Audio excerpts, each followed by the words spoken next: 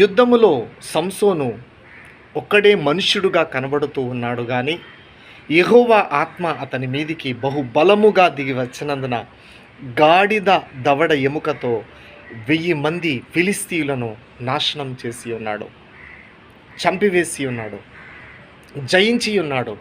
నీ జీవితంలో కూడా నువ్వు ఒక్కడివే, నీకు ఎవ్వరూ తోడుగా లేరు, నీకు బంధువులు లేరు, నీకు స్నేహితులు లేరు, నీకు ధనబలం లేదు, ఖండబలం లేదు, ఏ బలం కూడా లేదు. నువ్వు ఒక్కడివే ఉన్నావు. కానీ ఏ మనుష్యుడు నీకు తోడుగా లేకపోయినా, ఏ బంధువులు నీకు తోడుగా లేకపోయినా యెహోవా ఆత్మ నీ మీదికి దిగి వచ్చినందున 1000 రకాల పరిస్థితులైన ఆ దేవుడు మార్చబోతూ ఉన్నాడు. 1000 సమస్యలైనా పరిష్కరించబోతూ ఉన్నాయి.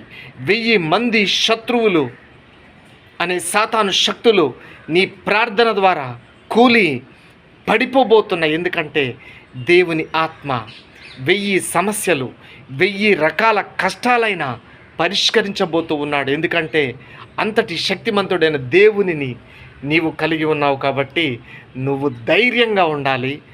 సంసోను ఒక్కడే, నీవు ఒక్కడివే, నువ్వు గెలిచి తీరుతావు. ఎందుకంటే సంసోనులా నీవు బలవంతుడవు, నీవు ప్రార్థనాపరుడవు, నీవు విశ్వాసి, నీవు నిరీక్షణ కలిగిన వాడవు. ఒక్కడివే కానీ నువ్వు బలవంతుడవు.